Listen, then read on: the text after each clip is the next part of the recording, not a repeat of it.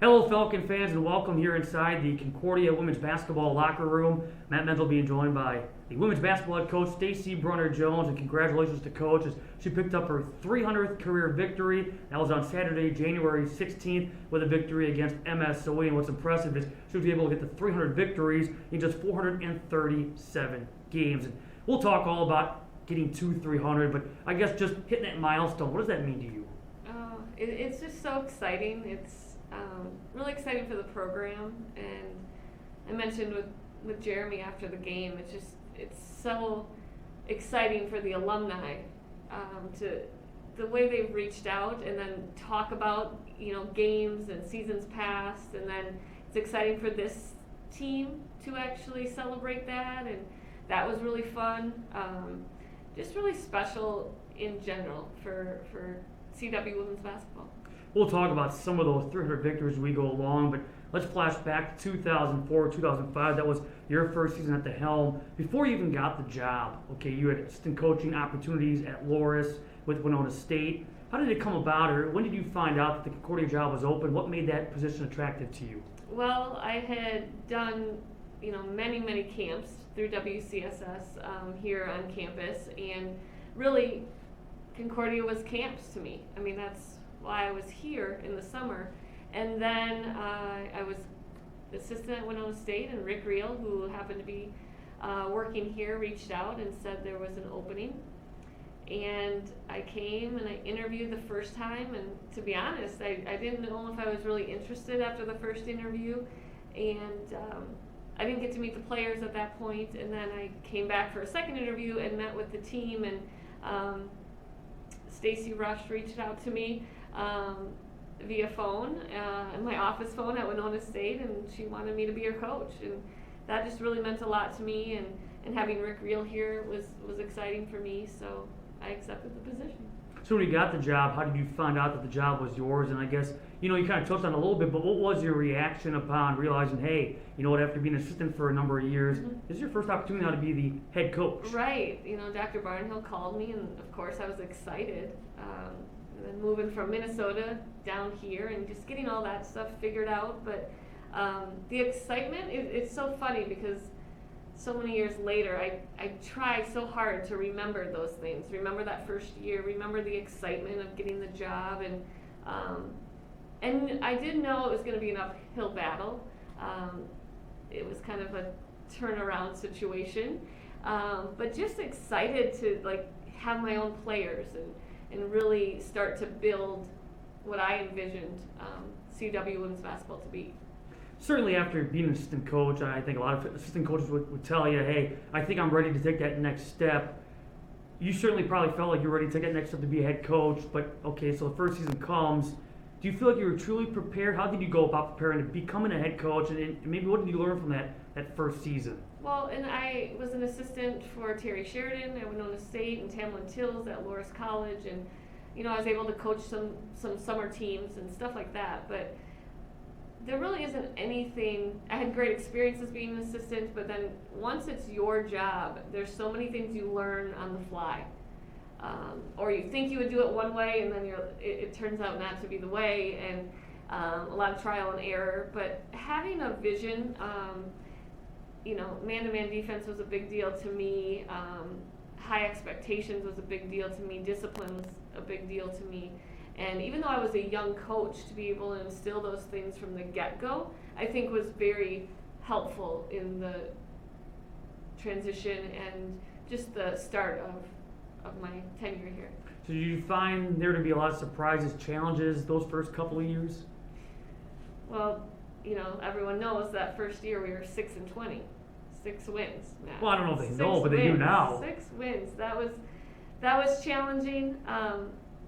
Oh gosh, but that team worked so hard. They worked so hard. I can't even explain it. Stacey Rush was our best player by far, but then we just had some really hardworking players that, made that year special. Even though like you said, before we started filming, we had to play some really tough opponents. I inherited that schedule, and we got beat up by Oshkosh and Stevens Point. But yeah, there's a lot to learn still from that program. And to be fair, since that 6-20 season, 15 consecutive winning seasons and counting going into this 2020-21 campaign. And we'll talk a little bit about that turnaround too. But okay, going back to 2004, 2005, we won't mention the 0-12 start, but you got your first coaching victory. Let's talk about that because I went back and looked at the box score. Who was it against? Alverno, the Inferno. Sue Okay. Hansen and the Alverno College Inferno. That was a game that was played on January 11th of 2005. It was a 83-47 W. And a couple of things that stand out from that game. Team shot 52% from the field, so a heck of a shooting performance. 4 players in double figures. Leah Byarski led the way with a double-double, 17 points, 10 rebounds. Stacey Rush, the future Hall of Famer, futurist and coach of yours, she would come through. She had 13.7 assists. Well, you asking me who you played for that first win tells me the answer to this next question. I was about to ask you, what do you remember about that first win? Do you remember that first win? But I guess just, piggybacking off that first season, you talk about team playing hard. What does stand out about, that first month or two in conference play? Sure. Well, being 0-12 is extremely difficult, and I remember how excited the team was that we won. I don't remember who it was against, but and just the excitement. They just bought in, and when you have a bunch of people that buy into a vision, and then they get that first win, it was awesome. And Leah Byarski, gosh, she came a long way. Yeah, that was a fun year. You do realize, okay, an 0-12 start, but that means you guys finished 6-8. So you're competitive down the stretch, tough out in the Lake Michigan Conference tournament that year against Marion. And after the Alverno victory, it was a 2-game winning streak, knocked off Edgewood in overtime. But mentioned that team just building for the future. Came back the next year, battling for a tournament championship against Lakeland. Started a stretch of 15 consecutive now winning seasons.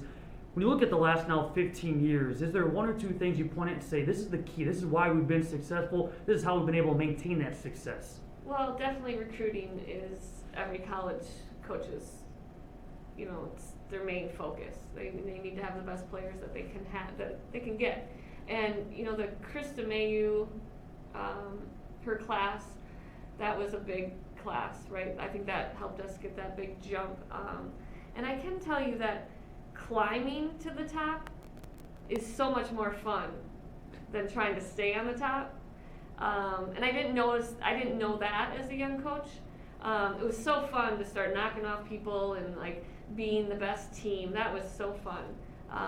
And I really, after this 300 wins, I've really tried to remember that. And those players, those ones that went 23-4 into the NCAA tournament, they like to text me, they like to call me, and if we lose a game, they want to talk about it or tell me why we should be winning. And they're a fun group. But how proud are you? You talk about the climb. Okay, so go back to year number 1, year number 2, year number 3. I think teams looked at Concordia, and it was one of those games where either they felt good about their chance to win, or it was certainly an evenly matched matchup. Now it seems like, if a team comes and beats Concordia, that's a big deal for them. I think that mindset's changed a little bit, where you guys are the team that people want to beat. How proud are you of that, with that mindset where it's like, hey, Concordia now, you guys are the standard, along with Wisconsin, with a couple other teams in the league. You guys have set the bar high that you guys get everybody's best on a regular basis. Right. Well, the greatest thing about our conference so far is it's really improved. To have so many good teams now is great. We want to win every game, but to have great competition is amazing. The teams now, we've had different coaches and a lot, in the Ncaa, and it's been great to see really good coaches turning programs around. So that's been exciting. Some of the numbers: 7 conference championships, a couple of NCAA Division III tournament appearances, an NCAA tournament victory against Concordia and Moorhead up in Stevens Point. You've coached over 52 all-conference performers. You've been conference coach of the year on 4 separate occasions. You start to hear some of these numbers being spit out. And again, I bring up, okay, what did 300 victories mean to you? What do some of those accolades mean to you? I am proud, for sure. But it's just funny when you talk about, the 23-4 season. I think about Krista Mayu, or I think about, certain players that stand out. And I just, it's funny to kind of look back, Braylon and Hadley got to watch the video of the alumni for this 300 wins. And it was so funny because Braylon likes to look at all the, oh, I know her. And Hadley goes, oh, this is boring. They're saying the same thing, But what I liked about that is they all do say a lot of the same things. And so for me, all those accolades, I'm very proud of them. I know one day I'll look back and really appreciate them. But to me, it's just so much about the alumni and all the work and the assistant coaches that I had, the managers I had. We've had some really good assistant coaches that have gone to be head coaches, whether that's in high school or college, and that means a lot to me. And then honestly, Matt, the relationships that I have with everybody that has played for me, that means the most for sure. Of course, you talk about accolades, and you are the winningest coach in program history, so even beyond 300 victories, you're number one on the all-time wins list in the program's existence. And I don't mean this by any means in a disrespectful manner, but what has kept you at Concordia? I'm sure you've had other opportunities, whether it be as an assistant here or there, or a head coach somewhere else, but why Concordia? That's a great question, and it's kind of simple. When you feel at home, when you feel cared about, when you feel respected, it's easy to stay somewhere. Also, I really like winning. So winning, it's nice to build your program to how you want it and continue to win. I love that my parents could come to every game. That stuff means a lot to me. Yeah, can we talk about your parents for a second? Sure. It blows my mind, and love them to death. I mean, it doesn't matter. I mean, they're in the Madison area. It does not matter if there's a blizzard outside. One or both will find a way to be here. It seems like no matter what the situation may be, either one or both will be here supporting you. That's incredible. Absolutely, and that was always how it was growing up.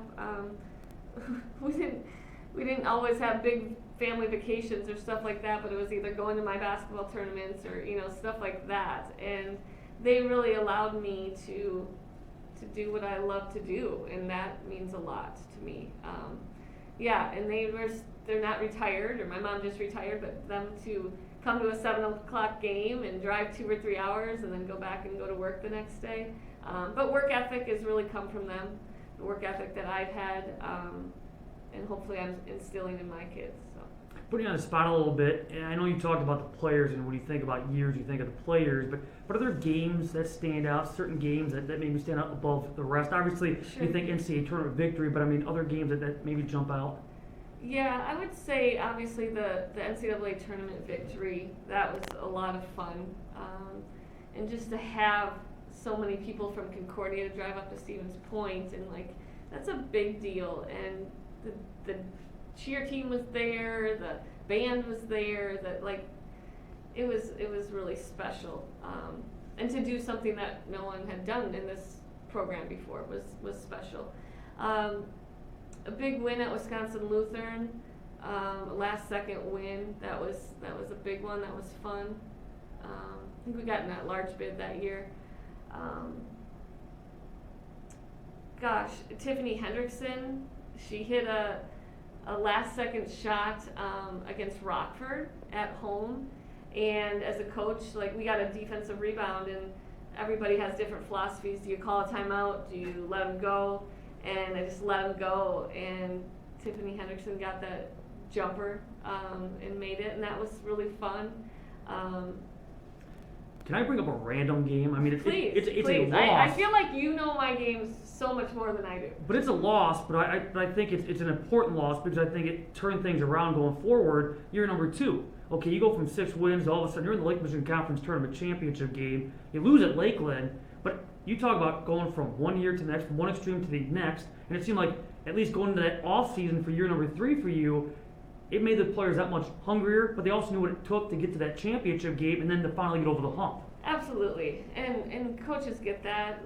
When you can get a little taste of a championship game and you come up short for the first time, if you have a good program, it will change your program. Your players will become that much hungry, and that's what I think is the hardest of staying on top and continuing to have a successful program is the hardest thing. The expectation is to win, and it's just like expected, and that means you've done something. That means you've had success, but to keep your players hungry and to keep them striving to be on top for a long, long time, that takes a lot of work, which is great. But. How do you feel like you've grown as a person or even as a coach in 17 seasons? I am definitely soft. My alumni would call me soft right now. They come to alumni games and they come to games and they're like, Coach, you don't even hardly yell at them anymore. I was much more of a yeller, screamer, a little crazy demanding in the beginning, even when we were bad that first year.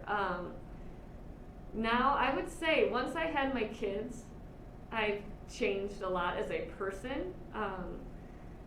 I think I look at them when I want to scream and yell at them and be like, oh, that's somebody's child, you know. Where before I never thought that way. I think I see a little bit more big picture of life as I've gotten older, obviously, which I think everyone does. But I do also feel like we talk about being appreciative more, and just, you know, losses still hurt and losses are bad and we don't want to lose, but trying to, instead of getting so mad about them, maybe trying to learn more about them and why we lost and not just get so upset. When you look back at your coaching career and the person you are today from a coaching standpoint, who have been influential? Maybe who do you look up to? Who did you look up to? I mean, who have been the mentors that have made you the coach you are today? Sure. Obviously, I talked about my parents and just the work ethic that they've instilled was, I think, the start. But, you know, because my dad took me to learn how to play basketball in second grade in another town where I was the only girl. Like, he instilled basketball in me from an early age. But then mentors, I had my high school coach, Jeff Calise, who's passed away, was really influential in my life. He was a no nonstop basketball coach. He was an amazing coach, and I learned a lot from him as a player. And then obviously when I went to college, and he passed when I was in college, which was really hard for me. Rick Reel obviously was a big basketball person in my life, and he has passed. Every national anthem, I speak to them. I ask them to send me some basketball knowledge as they can throughout the game. I love to watch, you know, someone, I think it was Rob the other day, said, yeah, congrats on 300 wins. Do you see what Gino's doing? You know, he's got like 1,200 wins or some insane thing like that. So it's fun to watch. Pat Summitt was a big coach that I love to read all her books and stuff like that. Got a lot of great coaches here on campus that it's fun to be part of a really good family at Concordia where, you know, Sean loses a big game and we talk it out, or I lose a big game, we talk it out, or, you know, just to have that is really special. I know that does not happen on all campuses. But yeah, and now, you know, my son is playing basketball and he's pretty good, and like I'm trying to become a parent basketball coach. That's going on right now. But yeah, I just have a lot of special people in my life that I have great friends. I have great family that really support me. So you're still having fun? You're still enjoying it? I am. I do think the grind of the recruiting, because that's just amped up even more as I've gotten through this career. Now that my kids are older, I'm going to tell you this, that being a female coach with children is something that men don't, not that they're not great dads, but having to be pregnant while you're coaching, having to, you know, decide after practice, do I go home and feed my baby, or do I go recruiting? Those are things that was a really hard time for me. Special time, a wonderful time, but really hard to do my job as well as I could, plus be the best mom that I could. I think every female coach that decides to have children struggles with that. I don't think we talk about that enough. But yes, am I still having fun? Absolutely. Am I seen it probably out of a different lens. I look back and it's still so important to me, but I just appreciate things a little bit differently. Let's wrap it up by asking this and allowing you to speak. The alumni obviously had a video for you about 300 victories and what's meant to them, what you've meant to them. What message do you have maybe for the alum, for your former assistant coaches, players, for family, friends, all that have been a part of your success? Well, first I'd like to thank my current team. My current team is really special. We're going through a lot of injuries this year, and then you got COVID into it. I can't express how proud I am of how they've handled everything. My alumni just mean the world to me. The amount of time that they've given, and then the love that they have for me, and vice versa. So alumni, thank you so much for the text, the FaceTimes, the video, everything that you have shown me in these last couple days. It's just amazing. To my parents, to my family, to my friends, new friends, old friends. I am really appreciative of all the love that's been shown. And again, I want to make sure everyone knows this is Concordia's 300 wins. I'm just lucky to be the coach here.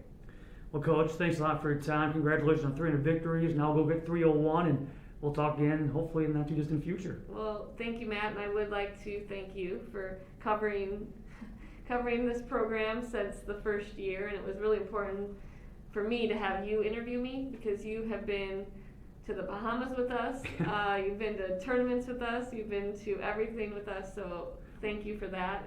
And what people don't realize is that first year, there were times you told me, stay away, please, for those away games. Early out, please don't come, it's going to be tough. Right. But we're still here. We've made it. We've made it. Thanks for watching here on CWFalcons.com.